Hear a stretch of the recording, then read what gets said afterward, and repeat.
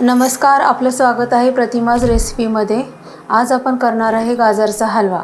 मी इथे एक कढई घेतली आहे, ती कढई आता गरम झालेली आहे। आता आपण त्याच्यामध्ये थोडंसं तूप टाकून घेऊया। याच्यामध्ये थोडंसं तूप टाकायचं।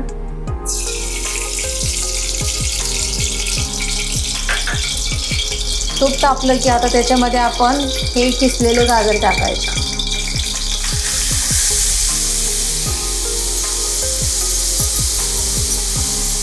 आता या तुपामध्ये हे गाजर आपण परतून घ्यायचं। या गाजराचा सगळा कच्चेपणा गेला पाहिजे, त्याच्यातलं जे पाणी आहे गाजरामधलं ते पूर्ण आटून गेलं पाहिजे। तोपर्यंत हे गाजर आपण शिजवून घ्यायचं। याच्यामध्ये पाणी वगैरे काय घालायचं नाही आहे, असंच या तुपामध्ये हे गाजर आपण चांगलं शिजवून घ्यायचं। गाजराला स्वतःचं पाणी असतं, त्या पाण्यामध्येच आपण हे गाजर आता आपण शिजायला ठेवून देत आहोत। एक 5 मिनिटांसाठी आपण झाकून ठेवूया। आपण ताट उघडून बघूया। आता गाजरातला कच्चेपणा सगळा गेलेला आहे, यातलं पाणी पूर्ण आटलेलं आहे। आता आपण याच्यामध्ये दूध टाकूया। हे दूध टाकायचं याच्यामध्ये।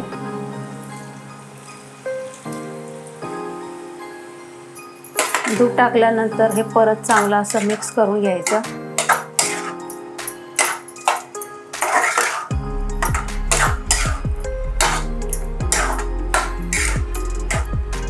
तुम्हाला जितकं गोड पाहिजे तेवढं तुम्ही साखर याच्यामध्ये कमी जास्त करू शकता। इथं आपण साखर टाकायची आहे।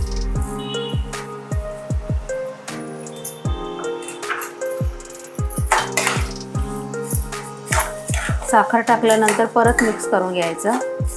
दूध जास्त टाकायचं नाही, नाहीतर हलवा तयार व्हायला वेळ लागतो।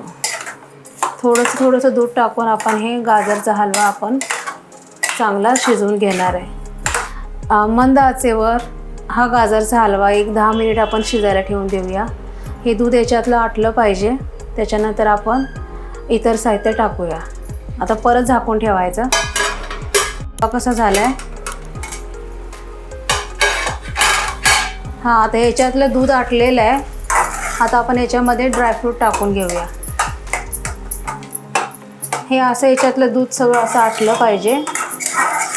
मी ते काजूचे काप करून घेतलेले आहेत छोटे छोटे, हे आपण याच्यामध्ये टाकून देऊया। हे मिक्स करायचं। आता आपण याच्यामध्ये वेलची पावडर टाकूया। इथे मी साखर आणि वेलची मिक्सरला बारीक केली होती, ती याच्यामध्ये टाकून देते।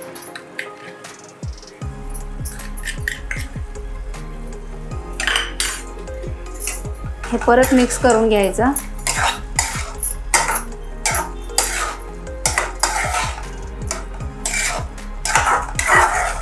आता आपला हा गाजरचा हलवा तयार झालाय। याच्यावरती थोडंसं तूप सोडायचं।